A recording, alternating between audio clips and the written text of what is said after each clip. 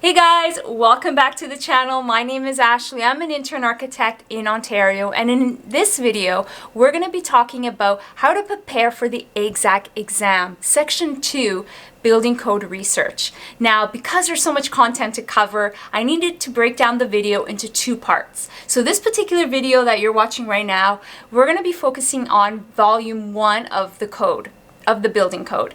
And in the next video, I'm going to be focusing in on Volume 2.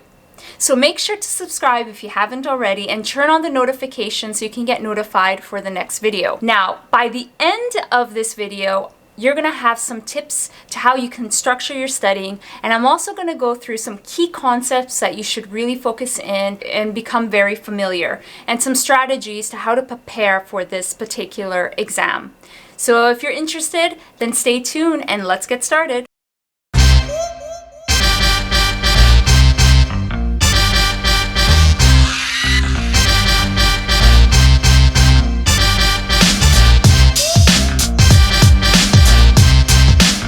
So before we get started, I just wanted to mention that the pointers I'm providing are strictly pointers and some tips. Now, of course, they don't replace any standards, and of course, it varies from individual to individual how you study. But here in this video, I'm sharing my experience and how I prepared for the exam, which I hope will help you guys as well.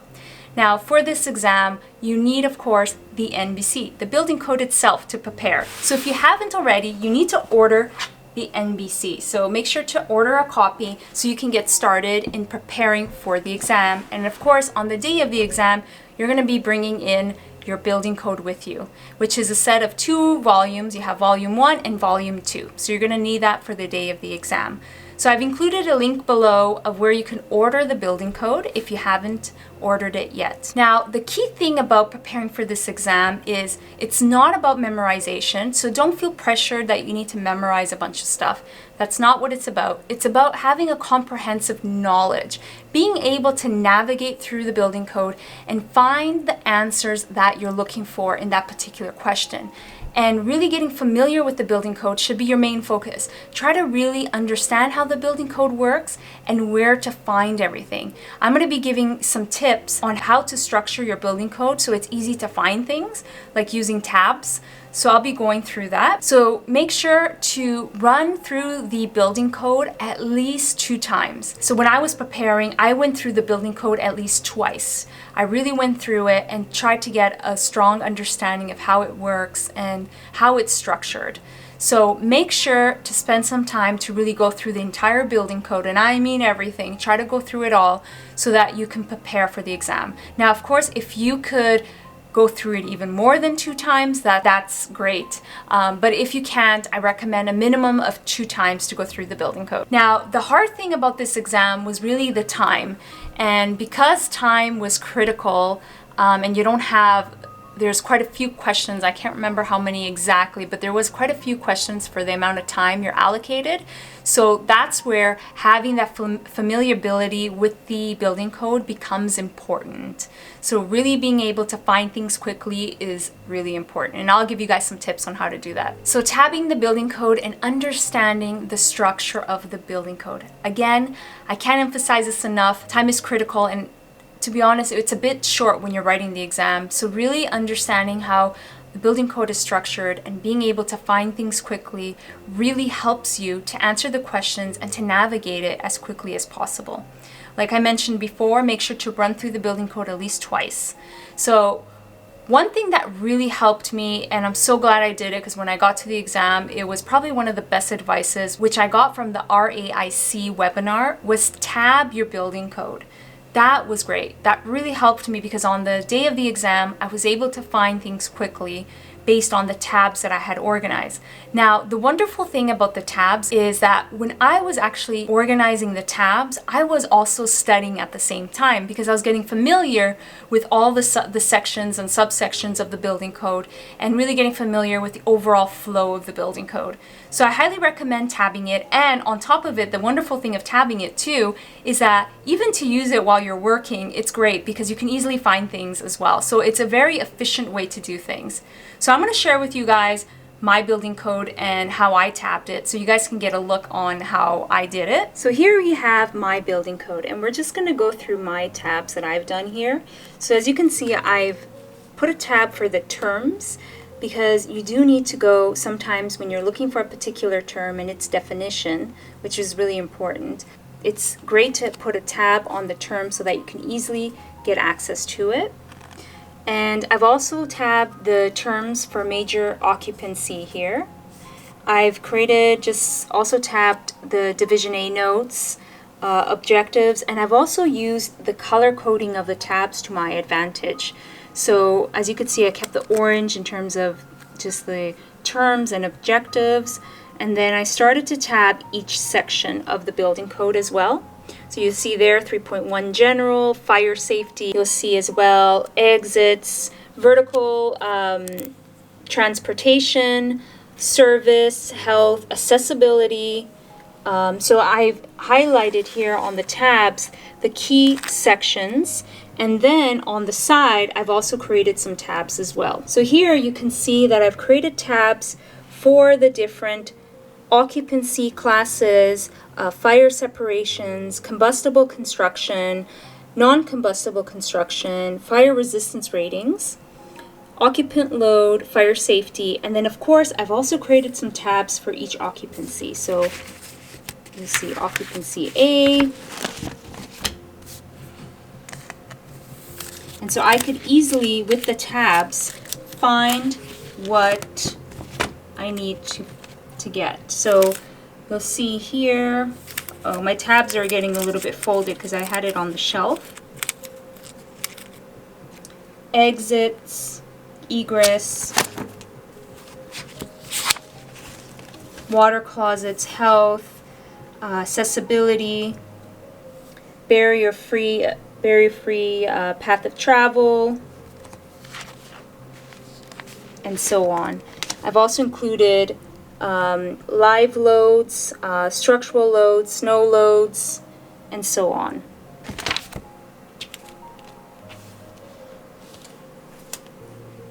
I've also highlighted the fire performance ratings and alternative solutions and notes. You've also noticed that I've also provided some highlights on my building code. So I've actually highlighted the key sections, and any key dimensions or key points that I felt that was important, I've highlighted those as well because I find that just useful for myself. So tabbing the building code was really important. It really helped me to find things quickly in the building code, and it helped me to navigate through the building code easily. So I highly recommend doing it, and while you're doing it, you're actually studying as well. So it's a great way to it's a great thing to do as well. So that was one of the best tips that I received, and it saved me a lot of time as well when I was writing the exam. When I needed to look for something specifically, it was really easy to just flip through and navigate through the building code as quickly and efficiently as possible. So now let's go through how the building code is divided and how the building code works. So I'm going to give you guys a little bit of a summary of how it's structured just to get you guys started. Volume 1, of course, this video is focused on Volume 1. So Division A, as we just kind of briefly went through, applies to all buildings. So you have Part 1, which is general terms, and then Part 2, which is objectives, Part 3, which is functional, and these all apply to all buildings. And then, of course, part of this division is also the defined terms are included as well. Now, as we move into Division B of the building code, this particular division applies to most buildings. It doesn't apply to all buildings as Division A applies to all buildings. So Division B applies to most buildings.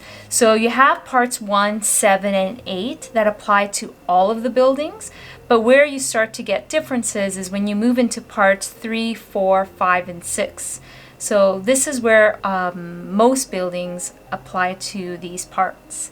So only some buildings apply. So the buildings that do apply is post-disaster buildings, major occupancies classified as Group A, assembly, B, care, treatment, or detention occupancies, Group F, Division 1, high hazard industrial occupancies, or buildings that exceed 600 square meters or exceed 3 stories in height used for major occupancies. That includes major occupancies in Group C, residential, Group D, business and personal services, and Group E, mercantile. And also Group F2 and F3, medium and low hazard industrials. So that is basically the buildings that apply to Division B, Parts 3, 4, 5, and 6 of the building code. Now, Division C of the building code applies to all buildings. And part of Division C, you have permit applications, so structural specifications, reviewing of work, and alternative solutions. Now, I would spend some time in getting to know what is an alternative solution and understand the requirements for achieving design compliance using an alternative solution. Now, this is also specified in the objectives of the ExAC, so I would make sure to spend some time on the alternative solutions. Hint, hint. This is a hint. So understand what is an alternative solution and how to achieve an alternative solution. Now, the other thing that I would spend some time understanding is how the code numbering system works. So here you have 3, you have the part, then you have the section 3.5, for example, then you have a subsection 3.5.2, then you have an article, which is 3.5 to 1, then you have a sentence, and then you have the clause and then subclause as well. So become familiar with the coding numbering system and get comfortable with it. The other thing I would spend some time in getting familiar with is become familiar with the code language. So pay attention to the language of the building code. So pay attention to or, and, shall, and exceptions. So it's important to have those key words in mind when working with the building code. So become familiar with them. So now let's talk about key concepts. So when I was preparing for the exam, I focused on some key concepts. Of course, I reviewed the overall building code and I spent some time getting familiar on navigating and how the building code is structured. And once I did that, I started to narrow down onto key concepts to really have a full understanding of them. And I would recommend getting familiar with them as well. So I'm going to go through the key concepts that I used when I was preparing for the ExAC exam. So let's go through them. So here we have, of course, getting familiar with occupancy classification. So you have A1, A2, and A3, and A4, which are for assembly, B1 for detention, and then you have B2 for treatment, B3 care, C residential, D business and personal service, E mercantile, and then F1, F2, F3 industrial.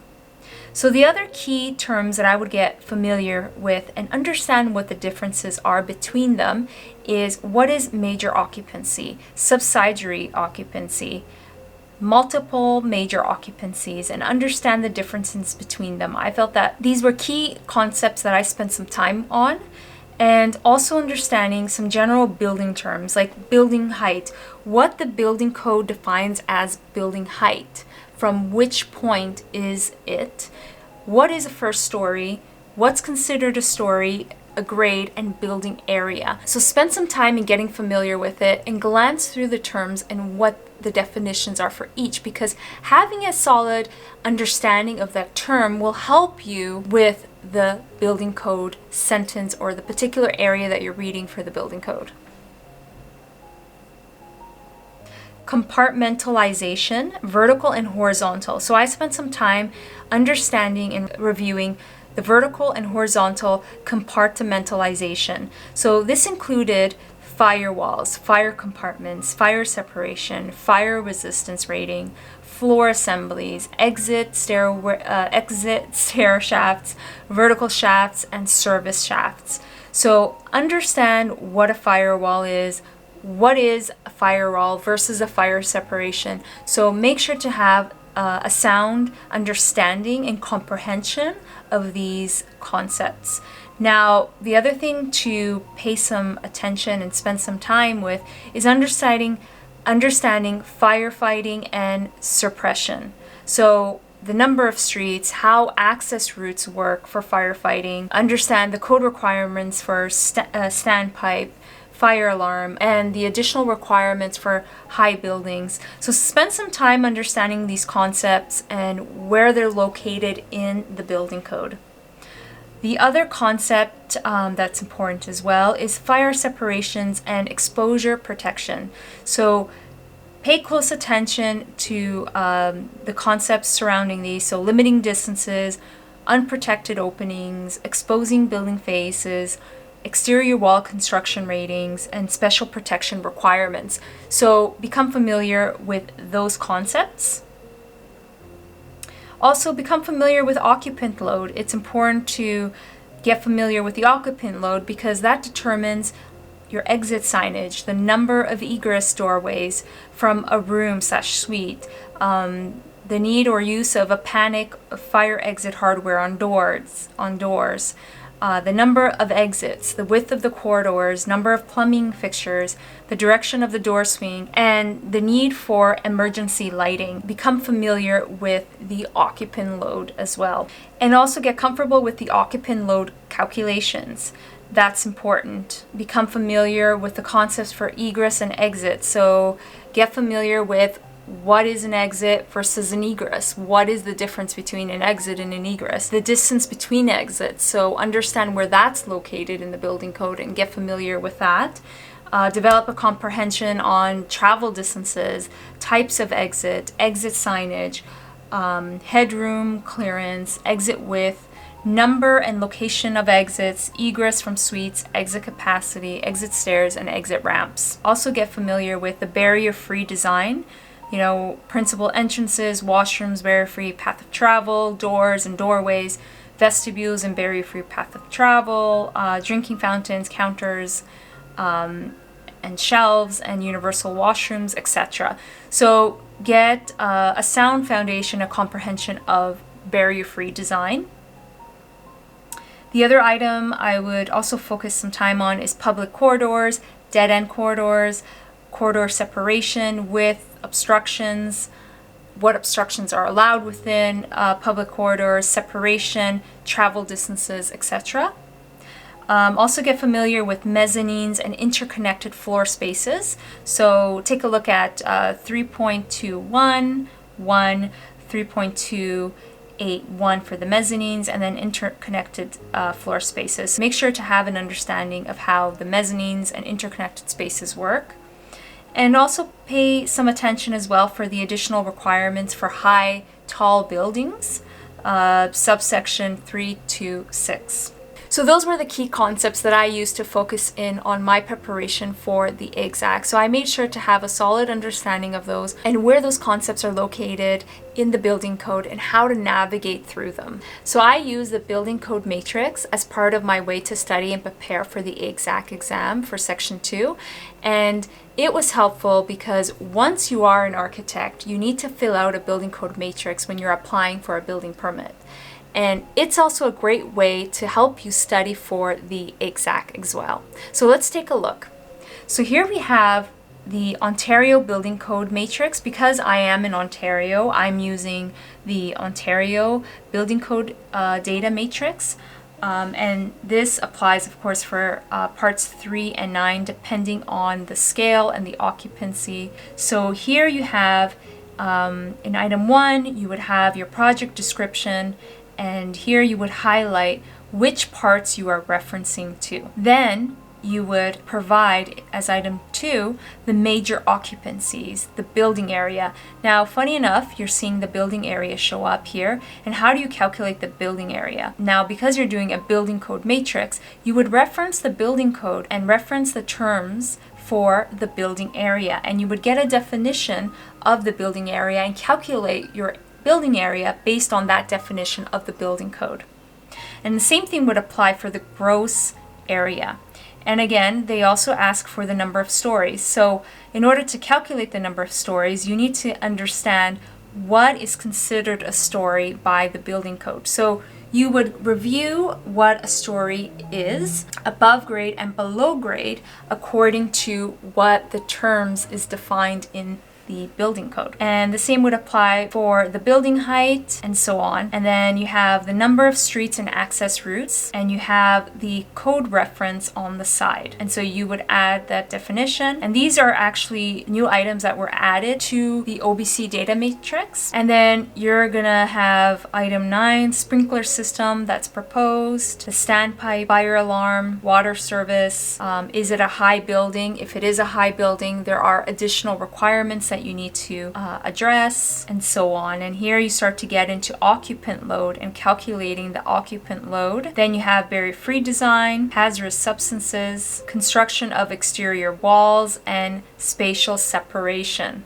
So you have combustible construction, your fire rating for your walls, and so on. When I was preparing for the exam, I used an imaginary project, and I applied that project, and I used the building code matrix to fill out the building code matrix for that particular project, and I used it with the code, and I tried to fill out this building code matrix. Is it an existing building? Is it an alteration to an existing building? A reduction of performance levels, and so on. So again, when I was preparing, I filled out this form, and I used an imaginary project that I made up of a particular amount of stories and so on, and I tried to fill out this form with the building code to help me to fill it out. So I would recommend you guys to do the same. It was really helpful for myself, and I think it would help you guys as well. So the resources and tools that I use to prepare for the ExAC exam. So in preparing for the ExAC exam, I used, and the one tool that I found really helpful was the RAIC webinar for the building code. That was really helpful. I found that webinar to be great. It's really worth your time. There is a fee associated to taking the course, but it's worth it. I would go for it. It's a great webinar. It really helped me out. It really gave me great pointers to help me study and prepare for the ExAC exam. Also, what I would do, the other thing that was helpful too was the admission course. As part of the admission course, when I did the admission course, there was a building code presentation as part of the admission course, and that was really helpful. I would recommend to organize the admission course the year that you are preparing to write the ExAC exam. That's the one thing I didn't do when I was preparing. I wish I had organized the admission course on the same year that I was going to take the exam, because you can use a lot of the content that you get from the admission courses and the several courses that you take to help you prepare for the ExAC exam. So for example, the building code was a great one, and they actually went through some examples, some imaginary buildings, and they walk you through of how to understand what is a major occupancy, and they go through the different concepts. And the other thing that I used to help me prepare for the ExAC was the Fire Safety Design in Buildings by the Canadian Wood Council, and that's a free PDF document that you could use as well. And I'll provide a link down below to that particular document. Some additional tools that are available, but I personally did not use when I was preparing for the ExAC exam, but I know other people, other colleagues that used some of the resources available at George Brown College. So George Brown College offers a few courses on the building code that you can take, and those courses at the George Brown are used for the building code identification number. Now, if the building is less than 600 square meters, you don't necessarily need to get your license to become an architect. You can just get your building code identification number and design houses, for example. And so to do that, you need to get the building code identification number, which then requires you to write a few exams on the building code itself. I didn't personally take those courses, but I know a few other colleagues that did, and they found it to be very helpful. So that's something that you could look into as well. I feel like a lot of colleagues did take that course at George Brown because at that time, the RAIC did not have the webinar on code research. I think if that was available, I'm sure more people would take the RAIC webinar instead.